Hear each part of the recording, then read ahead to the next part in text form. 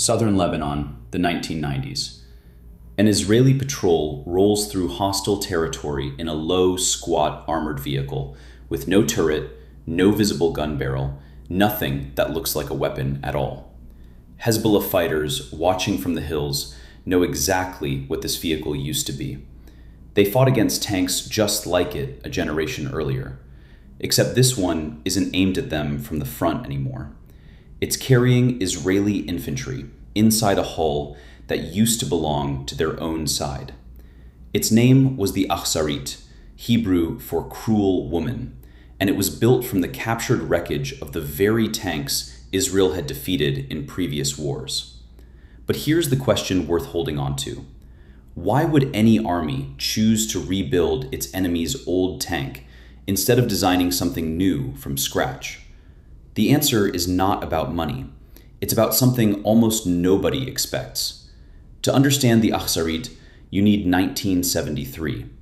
During the Yom Kippur War, Israeli tank crews advanced ahead of their infantry, exactly the mistake mechanized armies have made throughout this channel's entire catalog of vehicles. Foot soldiers, riding in lightly armored personnel carriers, couldn't keep pace, and when they arrived late to contested ground, they took catastrophic losses to machine gun fire and shell fragments. Then came 1982, the invasion of Lebanon. Israeli commanders discovered something unusual. When regular tanks were pressed into service as makeshift troop carriers, their crews survived rocket-propelled grenade hits that would have killed everyone inside a standard armored personnel carrier. The lesson was blunt. Thin-walled troop carriers were a liability. What infantry actually needed was a tank's armor, without a tank's price tag. And that's where the truly strange part of this story begins. By the mid-1980s, the Israel Defense Forces had hundreds of captured Soviet-built T-54 and T-55 tanks sitting in storage, taken from Egyptian, Syrian, and Jordanian forces during the 1967 and 1973 wars. These tanks were already considered obsolete as frontline armor. Instead of scrapping them, Israeli engineers asked a different question entirely. What if you stripped away everything that made this a tank and rebuilt what was left into something that could protect infantry instead? The answer required removing an 8.5-ton turret, relocating an engine, and re-engineering the entire rear half of a Soviet tank hull. It sounds almost too simple to work. It did not work the first time, but we'll get to what changed. Here's the technical layer, because the engineering here is genuinely clever. The Achsarit's designers removed the T-55's turret and its transversely mounted Soviet diesel engine entirely, replacing it with a far more compact General Motors diesel, producing 650 horsepower in the first version and later 850 in an upgrade. That single swap freed up enough internal space to build a proper troop compartment and, critically, a rear exit ramp, something the front-engined layout of the original tank made physically impossible. Soldiers could now dismount out the back, shielded from enemy fire the entire time, instead of climbing out through exposed top hatches the way earlier improvised tank carriers required. Then came the armor.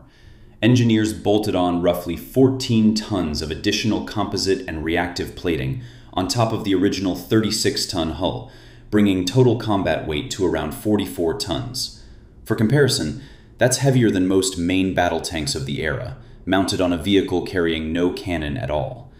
And here's the open question this script has been sitting on since the opening scene. Why would you make a troop carrier heavier than a tank? The answer is that Israeli engineers weren't building a vehicle to win firefights through firepower. They were building one specifically to survive being hit, repeatedly, and keep every soldier inside alive regardless. Manufacturer claims state the Achsarit's frontal arc can withstand repeated hits from 125mm armor-piercing tank rounds, the same ammunition that would punch through most infantry fighting vehicles built anywhere else in the world without slowing down. The Achsarit entered service in 1988 and 1989, immediately deployed to Israel's security zone in South Lebanon with the Golani and Givati infantry brigades. Troops gave it an unofficial nickname almost immediately, and it's worth pausing on: Zelda, Hebrew military slang borrowed from the image of an American Jewish girl. A 44-ton monster built from a defeated enemy's tank hull, and the soldiers riding inside it gave it a soft, almost affectionate name. But the real test came in 2006, during the Second Lebanon War, and this is where the numbers get genuinely remarkable. Hezbollah fighters were equipped with advanced Russian-supplied anti-tank guided missiles, including the Kornet system, weapons specifically designed to defeat modern armor at range. During that conflict, 14 Aksarit and Puma heavy carriers were struck directly by these missiles and rocket fire. 7 soldiers were killed across all 14 strikes combined. For a vehicle absorbing that many hits from purpose-built anti-tank weapons, that survival rate is almost unheard of anywhere else in this channel's entire catalog. But here's the truly surprising part. Independent tracking of the vehicle's combat record through 2014 found 0 confirmed total losses to portable anti-tank weapons across major engagements in both Gaza and Lebanon. Not 0 deaths, 0 total losses of the vehicle itself, in conflicts defined almost entirely by exactly the kind of weapons it was built to defeat. Sit with that for a second. A tank Israel had captured from Egypt or Syria decades earlier, stripped of its gun, its turret gone, converted into something that doesn't even look armed from a distance, ends up being one of the most survivable armored vehicles fielded by any army on Earth during the exact era when man-portable anti-tank weapons were supposed to have made heavy armor obsolete. The tank that lost the war became the vehicle that couldn't be beaten by the weapons that replaced it. Now the emotional layer, because there's something worth noting about what it meant for soldiers to ride inside a converted enemy tank. Interior space was tight. 7 to 10 troops packed into a compartment engineered from a hull never designed to carry people, only ammunition and crew of 3. Engineers had to build viewports, hatches, and an entire rear ramp mechanism into steel that was never meant to open that way. And yet, Israeli infantry consistently requested Aksarit units for the most dangerous urban operations, in Rafah, in Gaza, in the tightest streets of the Second Intifada, specifically because they trusted this rebuilt enemy hull more than any purpose-built Western troop carrier available to them.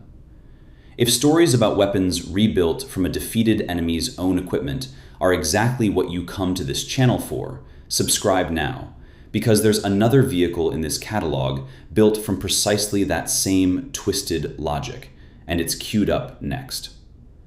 The Aksarit's design proved influential well beyond Israel. Russian engineers later developed their own version of the same idea, the BTRT, built on the very same T-55 chassis family the Aksarit had originated from.